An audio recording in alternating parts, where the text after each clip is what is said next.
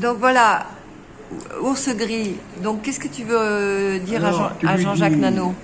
Ours gris, féru d'art amérindien. Oui, Bon. D'accord. ouais, Ami de Pierre Perret, ouais. d'Yves Boisset, Ouais, ouais, reste comme tu es là, c'est bon, je te vois. Dominique Grador, Ouais. communiste. Ah. Et donc tu me parlais de ton père qui était dans la résistance. Attends, ça va venir. Ouais, vas-y. Ça va venir. Mon père est né en 1919, il est mort. Il est mort à 52 ans, d'un tumeur cérébral. Il était cimentier, chef de quai. Il battait des matelas le soir. Il rentrait à 10h30 le soir et il se faisait engueuler par sa femme, qui le faisait cocu. Ouais. Ah, mais tu peux l'enregistrer. Mais ça, vérité. mais je voulais que tu me racontes ce que tu m'as raconté tout à l'heure sur ton père quand il était, à quel âge il était dans la résistance. Attends, il est parti à 17 ans à poil, en slip dans les champs. d'Artois, Artois, dans les champs, en slip à poil. Oui, mais c'est où? À Attends. quel endroit? Pas-de-Calais. Dans le Pas-de-Calais. Pas-de-Calais. Mon père a gardé les Boches au fond de la mine, les prisonniers allemands au fond de la mine. D'accord. Mon père, fin 44.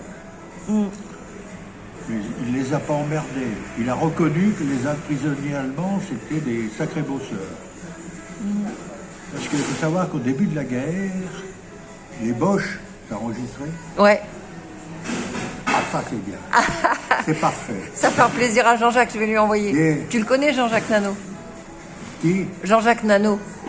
Tu m'as dit que tu l'avais rencontré? Non. Sur le... Bon. Moi, je m'adresse à ton copain, le Ouais. résistant. Oui, ben c'est lui. Ouais. Ah, ben c'est lui. Hum.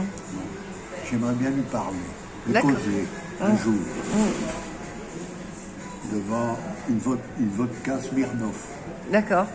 à l'orange. C'est enregistré. Ouais, j'enregistre tout ce que tu dis là. Bon. Alors, Ours Gris, c'est un pote de Pierre Perret. Ouais, c'est toi. Humour Jurassien. jurassien. Hum. Alors, ancien mineur de fond. À la fosse 6 d'Haïcourt. Transformé en vigne maintenant. D'accord. En vigne. Très bon vin. Je suis l'ami de Daniel Voss, V-O-S, et de Claudine. C'est qui? C'est l'ancien président du musée de la mine d'Auchel. 62, 260, ils viennent chez nous avec leur camping-car.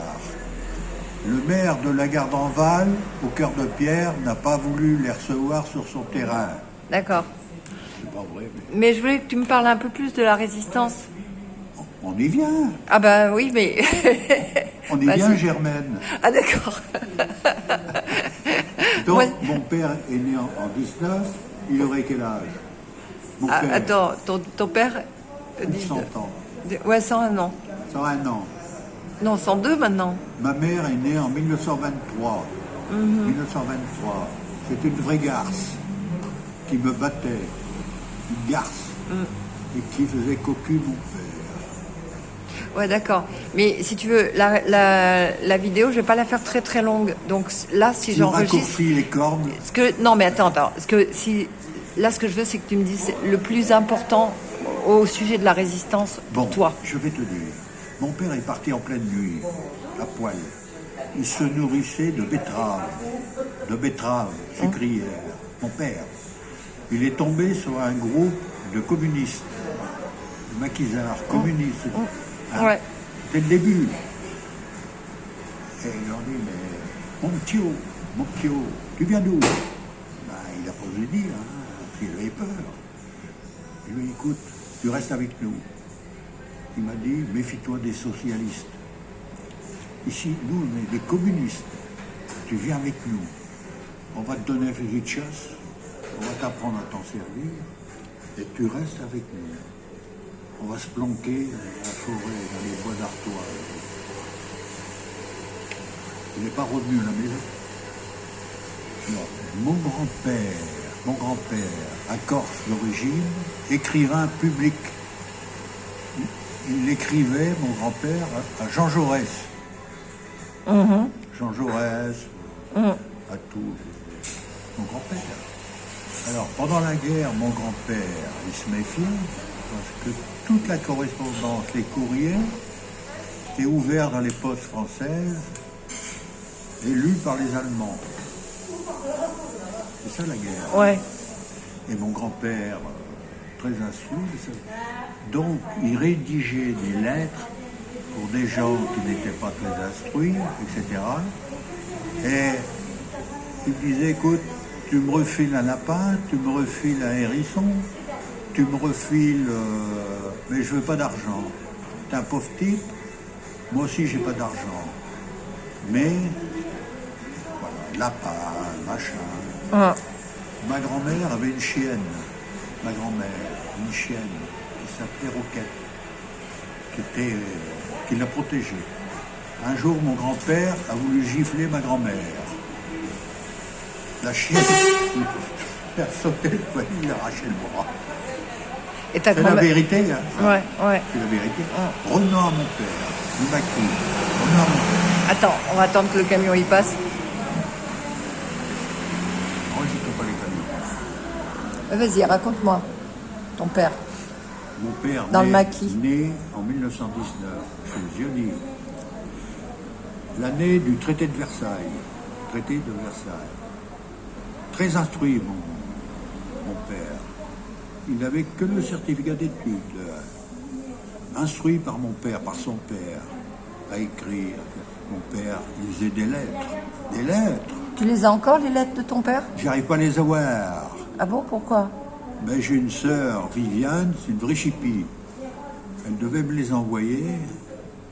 Alors un jour, je vais lui téléphoner, je vais lui envoyer une lettre recommandée. Je te prie de m'envoyer les lettres de mon grand-père Charles. Je te dis, tu me l'avais promis, je lui dis. Tu ne l'as pas fait. Je t'ai envoyé un recueil de poèmes et je le regrette. Parce que toi, t'es poète. Et moi, le poète de la famille. Toi, tu jouais de l'ordre de Barbarie aussi. Ouais, mais là, il y a 3 ans, 4 ans, ici à Tulle. D'accord. À Tulle. D'accord. Alors, Bernard Combe, le gars du marché, Barteron, machin, tout ça. Ouais, bon, ça, on va pas parler de ça. Non, reste sur l'époque de la résistance. Non, on va pas parler des politiques. Non, pas de... Tu sais, Édouard Herriot, l'ancien maire de Hull, ami de Clémenceau, tu sais ce qu'il dit, la politique? La politique, c'est comme l'andouillette.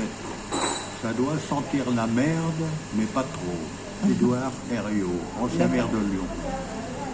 On ferme le chapitre. Bon, c'est bon pour aujourd'hui. Et qu'est-ce que tu me disais tout à l'heure? Tu me parlais de la guerre d'Algérie. La guerre d'Algérie? Tu me disais que les communistes, ils avaient toujours été contre la guerre, c'est ça? Exactement. Les communistes étaient contre la guerre d'Algérie, contrairement à Mitterrand et Guy Mollet. Ok. Tu peux l'enregistrer, ça. Ouais. C'est la vérité. C'est la vérité. C'est la vérité. Et pendant, Mitterrand était l'ami de Jean Bousquet, celui qui a envoyé des Juifs dans les camps de concentration. J'ai une photo de Jean Bousquet à côté de Mitterrand. Tu sais, dans ça. Terminé. J'ai tout dit. Je le respecte.